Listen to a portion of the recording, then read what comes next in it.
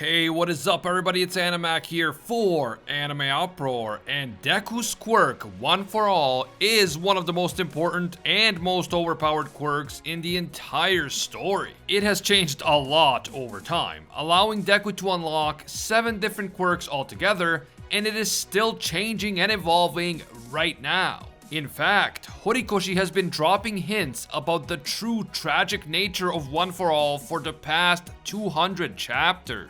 And I will break it all down for you right now. If you guys enjoy our MHA content and you want to see more in the future, leave a quick like and comment right now. It only takes you a second, but it really helps us out with that YouTube algorithm. And if you are one of the over 50% of people who watch our videos but haven't taken the time to subscribe yet, do me a big favor and make this the video that you subscribe and hit that notification bell to turn on all notifications. Quick thank you to Raid Shadow Legends for sponsoring this video. Wanna play an awesome free game with over 650 champions, badass bosses, and PvP battles, and also support this channel at the same time? Just use my QR code or link below to download Raid on mobile or PC. Raid has amazing new things happening this month, including a new legendary champion available in-game right now, Ronda Rousey. Seriously, legendary MMA fighter Ronda Rousey has become a Raid champion. She's a badass gladiator with fists of fire, and she's got a bunch of multi-hit skills, making her perfect for taking on bosses like the Fire Knight. Better yet, her second skill blocks both active and passive skills. And that'll help you shut down those super tough arena teams. How great is that?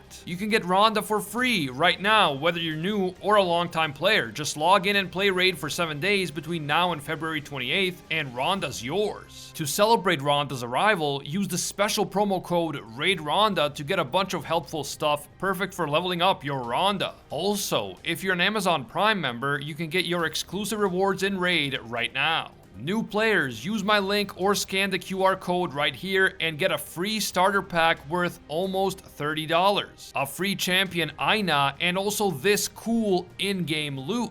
You will find your rewards here in your inbox for the next 30 days only, so check it out, link in the description. Finally, this video will contain Boku no Hero manga spoilers, so please proceed with caution. You have been warned.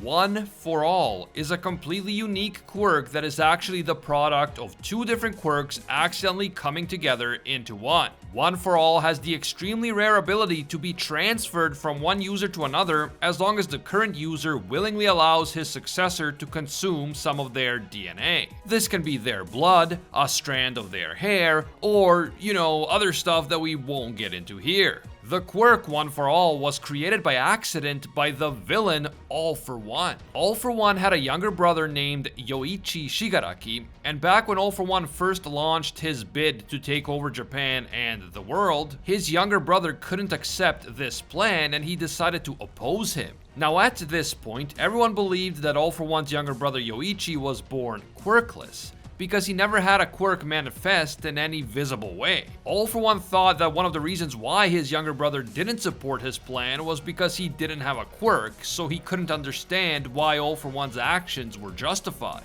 All for One believed that the best way to end the chaos and destruction that emerged as a result of the sudden appearance of quirks was for him to seize power and force everyone to abide by his will.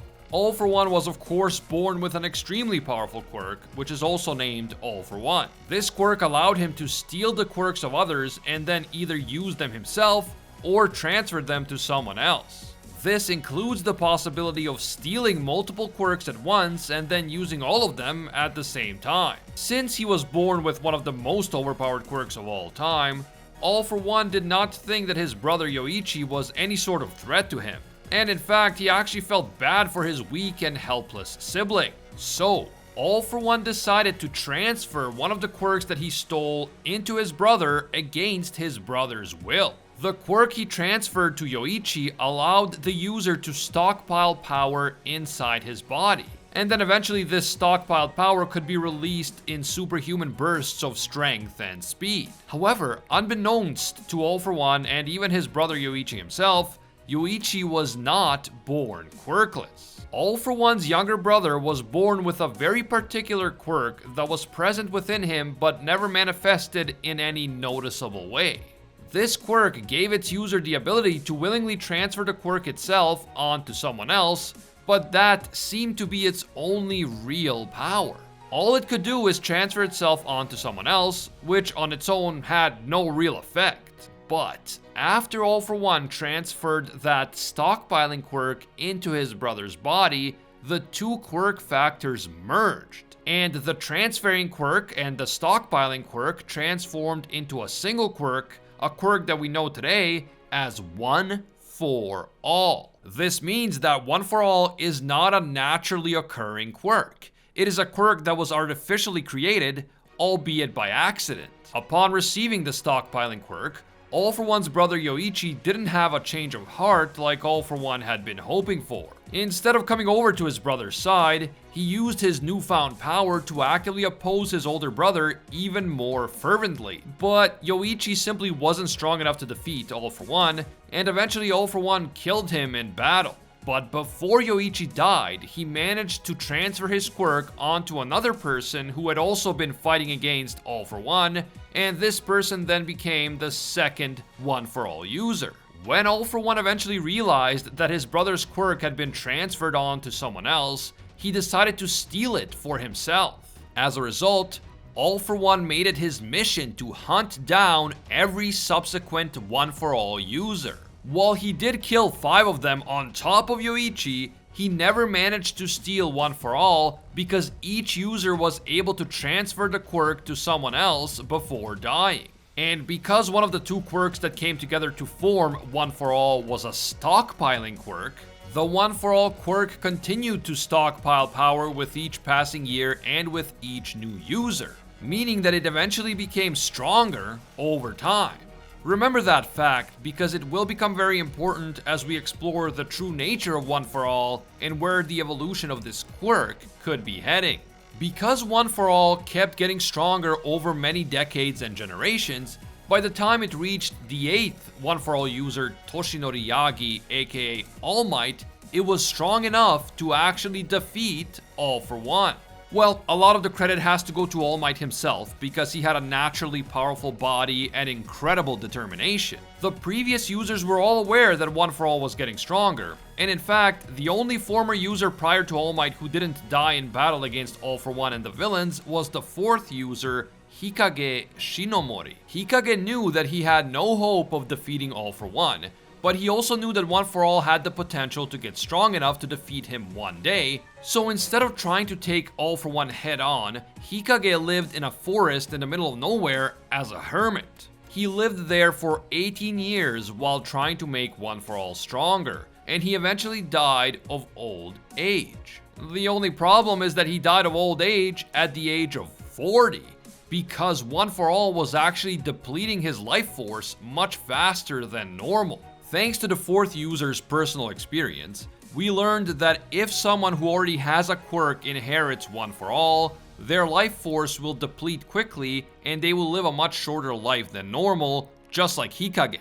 So the ideal candidate for inheriting One For All is actually someone who was born quirkless. And as we know, both All Might and Deku were quirkless at birth. That is why All Might was able to use One For All for like 40 years without dying. It is important to note that from the time of One For All's creation to the time it was inherited by All Might, All For One tried to steal the quirk many times, but he failed every time. That is because One For All can only be transferred voluntarily from one user to another, so even though All For One has a quirk that can literally steal the quirks of others, he still couldn't steal One For All. As we eventually find out, the vestige of each former One For All user remained within the One For All quirk as it was passed down from one user to another. And these vestiges, these fragments of the original user's consciousness, act as guardians of One For All, and they are able to prevent it from being stolen.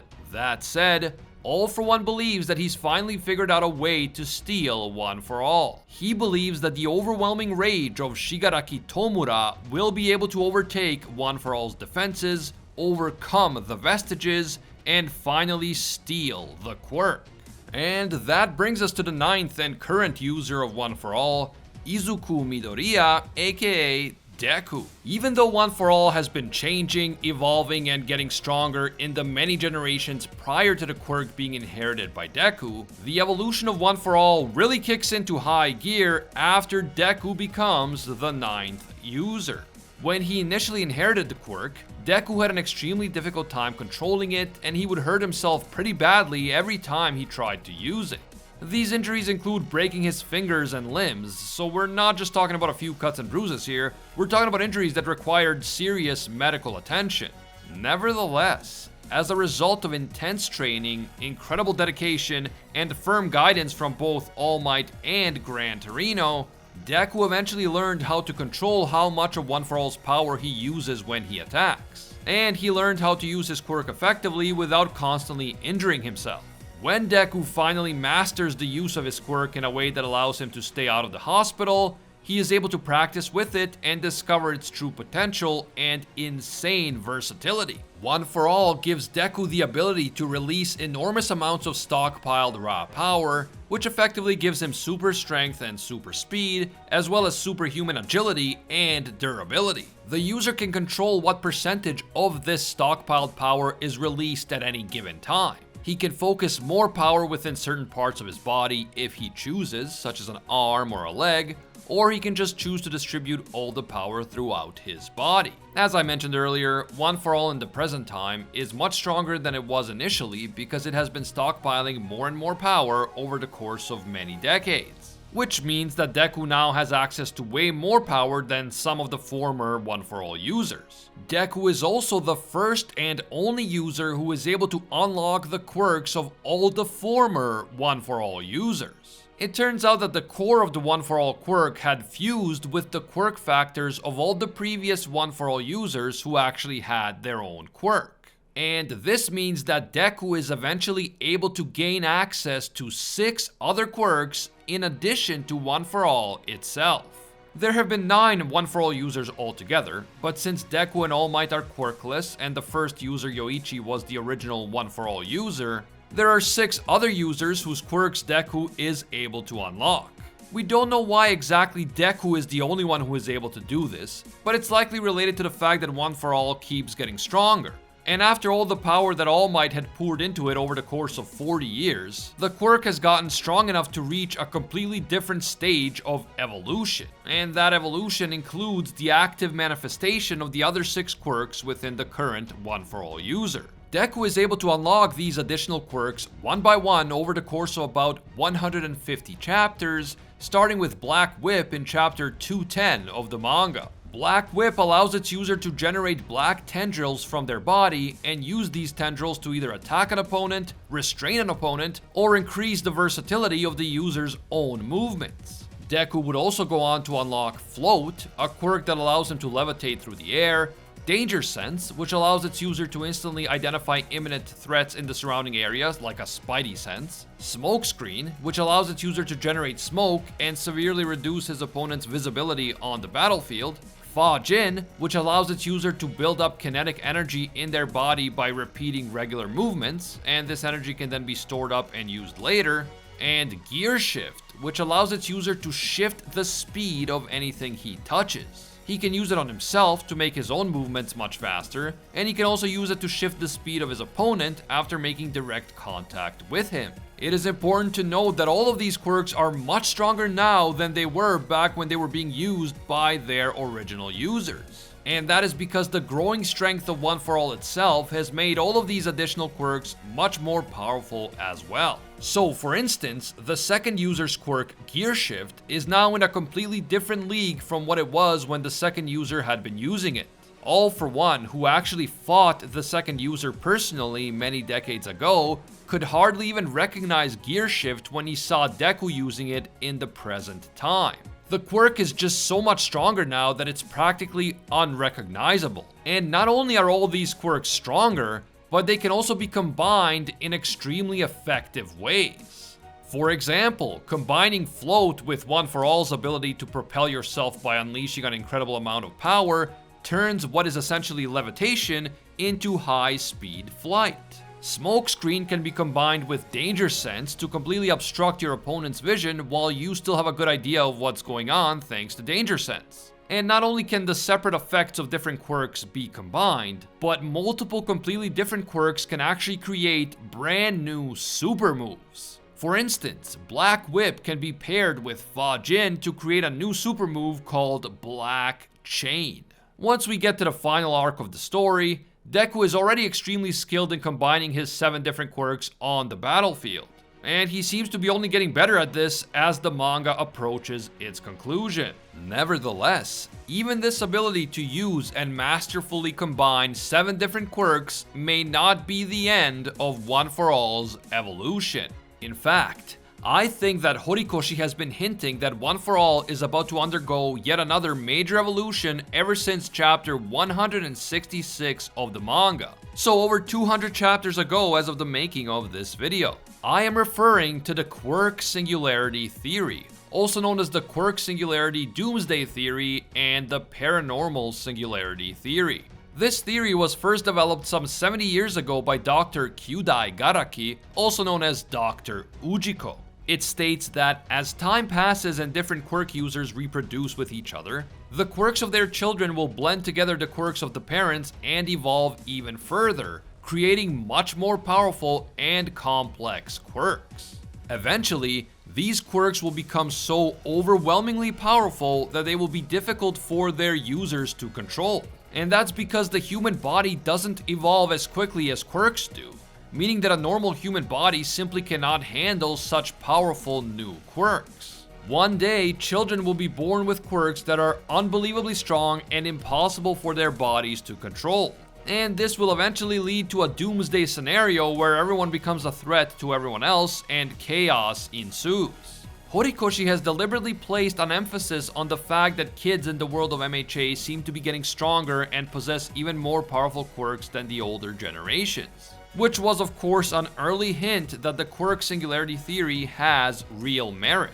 Eri in particular was a crucial early example of the rapid and dangerous evolution of quirks. Her quirk, Rewind, is completely different from the quirks possessed by both of her parents. It is not just some basic blending of their 2 quirks, it is an outright evolution. And because Rewind manifested when Eri was still just a child, she accidentally rewound her own father out of existence, and there was nothing that she or anyone else could do about it. The Quirk Singularity theory stipulates that cases like Eri are just the beginning, and in the future such cases will become more and more common and more dangerous. So, hints about Quirk Singularity have been there for a very long time, but the theory was practically confirmed to be true in chapter 347. That is when Shigaraki reveals a strange new ability that he is able to use even while all of his quirks are actively being erased by Monoma and Eraserhead. After undergoing a bunch of experimental procedures on his body in order to allow his body to accommodate a myriad of different quirks, including All For One, Shigaraki's body, his very flesh, begins to mutate independently of the effects of any single quirk. This mutation takes the form of scores of giant fingers, first sprouting on one of his arms, and then all over his body. These fingers continue to multiply until they practically overtake the entire battlefield. And anyone trying to take Shigaraki on in battle has to first deal with this seemingly endless forest of fingers and hands that just keeps growing. Shigaraki can use these mutations both to attack others and to defend himself by forming a protective armor around his body.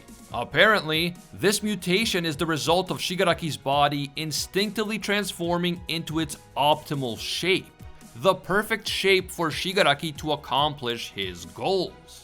Because he is so determined to destroy the world around him, the mutation manifests in the form of a constantly growing mountain of fingers that can consume everything. And of course, once Shigaraki gets the power to use Decay again, this mutation will allow him to generate an incredible amount of destruction very quickly. Having said that, it stands to reason that someone else whose body attains Quirk Singularity and who has a different personality and different life goals from Shigaraki will see their body mutate in completely different ways. And that brings us back to Deku. As far as Shigaraki goes, All For One and Ujiko knew that his body would struggle to accommodate all of the new quirks that were going to be transferred into him, including All For One itself, so they made extensive alterations to his body as part of a procedure that took several months to complete. And in fact, initially it wasn't complete. Shigaraki had to wake up earlier than planned due to the heroes raiding the lab in Jakku, and then he had to take extra time for his body to actually reach 100% peak performance. Deku hasn't had any fancy body alterations in order to allow him to accommodate additional quirks, other than training his body as much as possible and learning to use all the different quirks in his arsenal. But Deku is still a quirkless individual who ended up manifesting 7 different quirks. And not only did he unlock 7 quirks, but due to the stockpiling nature of One For All of these quirks are far more powerful now than they had been originally. And as One For All continues to get stronger, and as Deku continues to use and overuse all his different quirks against Shigaraki and the villains, it is very likely that his own body will also reach the point of Quirk Singularity. He will get to the point where his own body begins to mutate in order to accommodate all 7 of his overpowered quirks, and in order for him to attain his own optimal shape, just like Shigaraki. I believe that when this happens, all 7 of Deku's quirks will merge into one single super quirk. What I mean by this is that I don't think he will keep using all of his different quirks separately and then combine them with each other as he has been doing up to this point. I think that they will simply merge into one single completely broken power. And after this happens, Deku will no longer need to think about using one quirk or another or combining one quirk with another. All of the different powers and abilities embedded in all of these different quirks will fuse into a single power that Deku will be able to unleash instinctively without even thinking about it. And that power will likely take a form that is completely different from everything that we've seen up to this point. I'm imagining something like Deku entering Sage of Six Paths mode and maybe even going berserk for a while until he learns to actually control that power. At that early stage, he might even be dangerous to the people around him as uncontrollable Quirk Singularity power surges through him without any proper direction.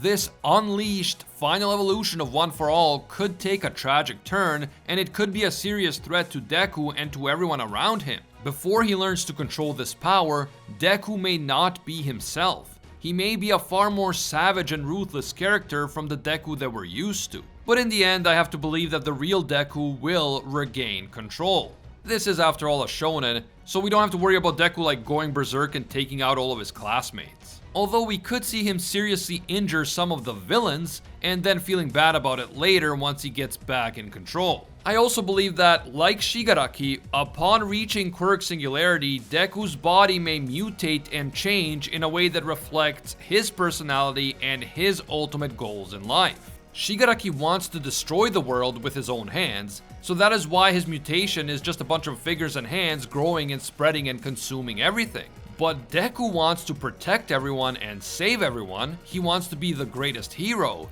so his mutation would look a lot different. I'm picturing him growing extra limbs or maybe some sort of tentacles that would allow him to protect and save a bigger number of people at the same time. Or maybe he will be able to produce some sort of armor or energy shield from his body. Protecting others and saving everyone seems to be his top priority, so that's why I'm picturing these types of mutations.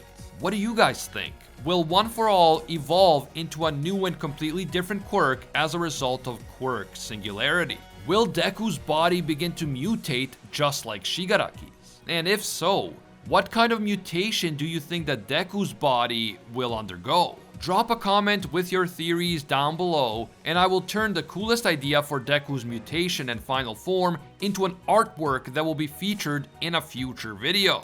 If you guys enjoyed this Boku no Hero video and you want to see more in the future, leave a quick like and comment right now. It only takes you a second, but it helps a lot with that YouTube algorithm. And if you happen to be one of the over 50% of people who watch my videos but are not subscribed to the channel, please do me a big favor and make this the video that you subscribe and hit that notification bell to turn on all notifications. You might have watched a few of my videos and now they're getting recommended on YouTube and you think that you don't have to subscribe, but realistically YouTube will stop recommending our videos if you don't subscribe and you're gonna miss a ton of them, so definitely subscribe. You can also hit me up on Twitter and Instagram at AnimeUproar. Thanks again to Raid Shadow Legends for sponsoring this video. Check them out, link in the description. As always, thank you guys so much for watching, and until next time, see ya, Space Cowboys!